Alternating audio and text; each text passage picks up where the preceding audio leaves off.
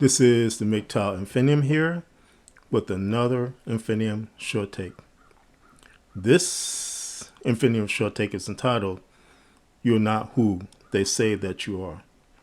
My brothers, as you all are aware of, we MGTOW men who have embraced the MGTOW philosophy are always being slandered in one way or another. Which one of the main forms of slander is our so-called inability to be in relationship with women. My brothers, I was watching some of MGTOW Cowboy's content this morning, and he was covering some segments from Whoremaster, I believe it is, and MGTOW Cowboy, correct me if that's a butchering of his name, but he was covering this Whoremaster's content and the slandering of the MGTOW philosophy, which was in it. And one of the things that Whoremaster did was to slander Venture MGTOW and also call all MGTOWs losers. And particularly because of our inability to have women or be in relationship with women. And because of that, we are essentially incels. But my brothers, I would like to give you 4 points about myself as a MGTOW. Number 1, I could easily get a woman if I wanted to. My brothers, I've cited many cases where I cannot even go down to my local Food Line or Harris Teeter or whatnot and shop alone as a man without having a woman follow me around. I can't do it. And I've had incidences where women have actually tried to hard flirt with me, tried to do all types of things to me in grocery stores, just grocery stores alone. I can't eat alone. I can't go out to like a Jason's Diner or a Slotsky's or whatever it was. It was called Slotsky's. But Slotsky's or a, Panera Bread. All places I like to just go and frequent and just hang out and have a nice meal by myself. I can't do it.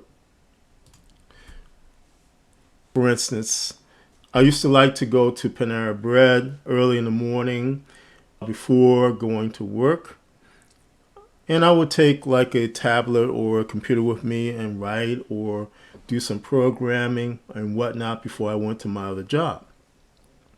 But I found that I could not do that as a single man and sit in an eating or a diner or something like that alone, because women inevitably and invariably would either sit next to me, try to talk to me, try to look at my device, see what I was trying to do, all types of things. I couldn't do it.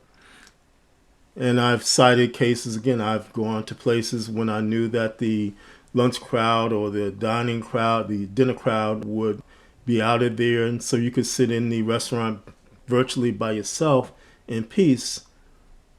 But I couldn't do so because women who came in the restaurant at the same hours that I did, they would come and sit around me. Again, in a restaurant which was virtually empty. Number 2, I know what to do in terms of getting a woman. My brothers, I will tell you a funny little story which happened to me many moons ago. And back then I was working for a franchise which sold batteries. And not only did we sell batteries, we also rebuilt batteries, we did device repair, all types of things. But again, we also sold to individual customers, personal customers, as well as corporate customers. At that time, there was a regular customer who was a cougar, and she was a white woman. But she, for a cougar, she looked very good. She looked very nice. She was kind of hot looking, I would say, for being a cougar. And she was a regular customer, and she kind of liked me, and so she would always kind of come to me when I was working in the store and buy from me and have me, sell to her or whatever.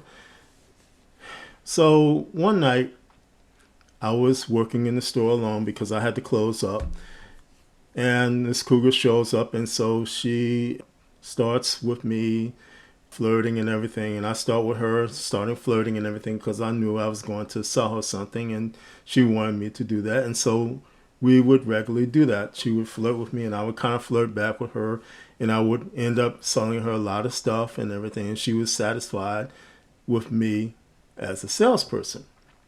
And so there we were, flirting along, and she was going back and forth, and I was going back and forth and everything, and she was buying this and that and so forth, and just going along. And about 10 minutes into it, a black woman shows up in the store, and she was younger than a cougar. She wasn't quite a cougar, but she wasn't as good looking. She was like average looking as a black woman. She sees that we're flirting. She sees that all the stuff going on between us.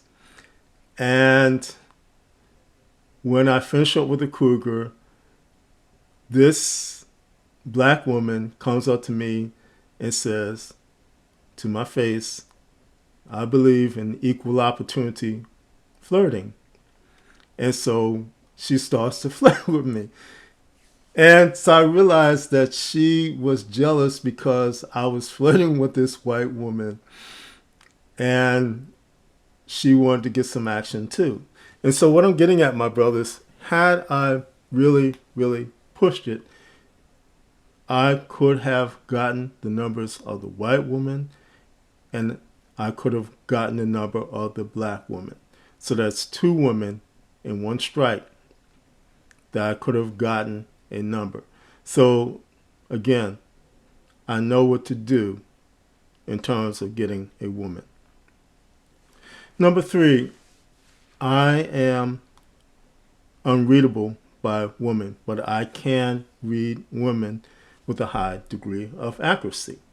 And I've cited this before in many of my videos that women have trouble reading me. Women cannot read me for whatever reason. I can't figure that out, but whatever it is, they can't read me. But I can read women with a high degree of accuracy. And my brothers, of late, when I read a woman, I just get a bad vibe. I get a sense that I would not want to have a woman in my life at this time. I just get bad vibes from women, from many women. And even if my accuracy rating is not what it is, there is still a danger to me having a woman in my life. This is because, again, we live in a feminist plantation state. And I'll just back up a bit. When I did the flirting with a cougar, that was a time well before Me Too got started. But I would not do that type of thing today. And that's why I'm not really in the personal retail space anymore, because of the issues with women. Because again, I've had women turn on me. I've had, even in that day, I had women turn on me, report me to the the franchise, all that type of thing. I've had that happen to me. So that type of thing has been going on, but it's even worse now. And again, that's why I'm not in that type of retail business anymore. But getting back to the vibe thing, I really do have a sense where a lot of women these days are incapable of having my back, so to speak. So I would not try to have a woman in my life because I know it would be too much trouble, so to speak. And number 4, it's not my inability to get a woman, it is my choice. And I can cite a variety of factors, but the main factor, it is too dangerous as a man to have a solid relationship with a woman, in my opinion. And look at all the divorces that are happening. Jeff Bezos, Bill Gates, all these men, these rich men who are getting essentially divorce raped. And again, we live in a feminist plantation state where it is easy to do anything and everything to men, whereas men have no recourse, or little or no recourse, to stop any type of devastating effect on their lives. So like, for instance, if I get thrown into jail for just smiling at a woman, I have to fight that. I have to get legal recourse. I have to pay a lawyer to get that charge dropped. I have to go through the court process, all these types of things. There is all these issues, all these factors which put in my mind that it is not worth it. It is just not worth it to have a woman in my life. So it is not me being an incel. It is more of a case of me making a decision which was brought on by a critical thought process, backed by experience, backed by uncovering facts, backed by all the things that I have seen thus far, which make it really not worth it to have a woman in my life. It is not worth it to be married. It is not worth it to cohabitate. It is not worth it to date. And particularly if you cohabitate, women can still take what I have.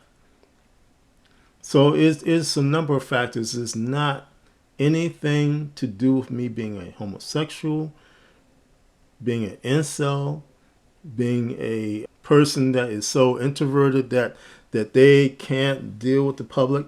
Yes, I am an introverted person. But because of experience, I can go out and be in the public and function in the public. So there's none of these things. So, my brothers, again, when these people are saying that you're an incel, saying that you're someone that can't get a woman, that we're messing up society, we're doing all types of things, we're evil people, just because we have adopted the MGTOW philosophy. Remember, it is not for those reasons that you are MGTOW. It is for the reason that you made a choice based upon critical thought, based upon the critical thought processes in your mind, which brought you to the conclusion that the best thing that you could do was to go your own way, and go your own way on a pathway that leads you to freedom. My brothers, you also have to realize that what these people are asking you to do, or trying to insult you into doing, is to be slaves. And that's not what the MGTOW philosophy is about. The MGTOW philosophy is about your freedom, is about your right to be free as a man, and is about your right to live freely as a man. This is the MGTOW Infinium, and this has been an Infinium Short Take. My MGTOW brothers, as always, stay safe, stay strong, stay on the MGTOW path, and remember, MGTOW is the liberation of men's minds. MGTOW cannot and will not be stopped.